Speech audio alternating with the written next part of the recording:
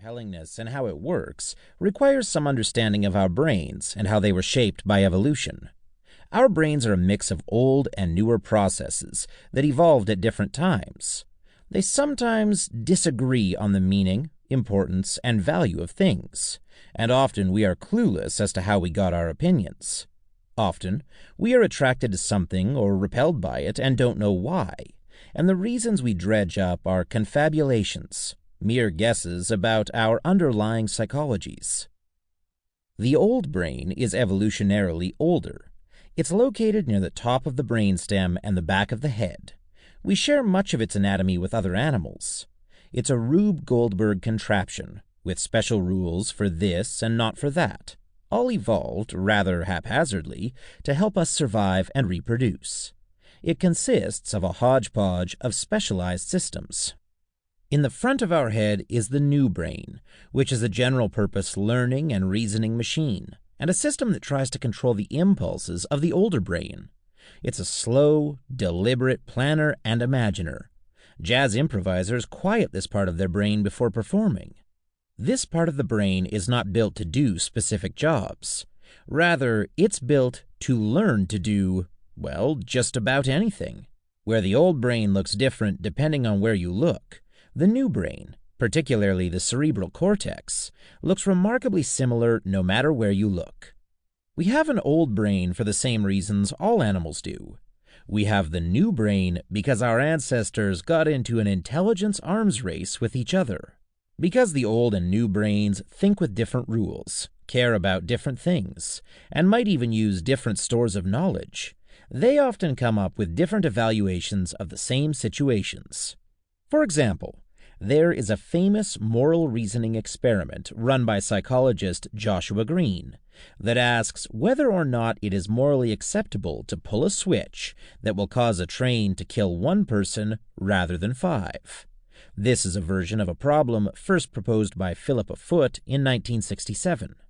Most people answer yes, such an action is acceptable, which indicates relatively high activation in the newer, more frontal areas.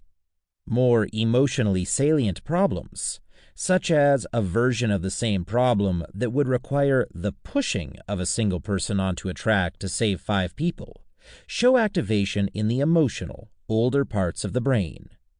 In this kind of scenario, where there is direct physical contact involved, people often report that doing so is morally unacceptable.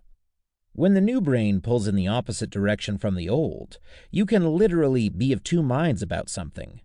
For example, your new brain can know that prepackaged cupcakes are unhealthful, but your old brain can be quite insistent that they should be devoured. Many of them. With a cold glass of milk, please. The old brain knows that sugar and fat are scarce and should always be eaten when the opportunity arises. Thousands of years of evolution taught it that. It doesn't know that fat, sugar, and salt are now plentiful and contributing to an obesity problem in the industrialized world. In contrast, the new brain knows that too much sugar isn't good for you. But who are you going to listen to? While we're asking, who are you? The new brain knows things because it learned them. In this case, each one of us has to learn things that run counter to what the old brain knows from evolution. Such is the source of many internal mental conflicts. The old and new have a tug-of-war. The new brain thinks more logically, in a step-by-step way. The old brain is not deliberative. It is intuitive. Sometimes we can get a strong, immediate sense that something is immoral. This is the old brain's influence.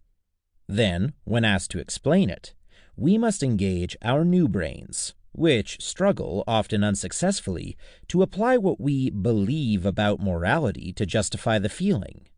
This is what moral psychologist Jonathan Haidt called moral dumbfounding.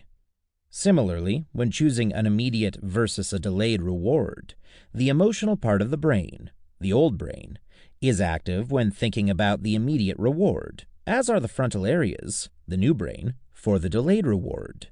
It could be that because we have some control over the activity of our frontal areas, we can use it to override the emotional areas when we need to.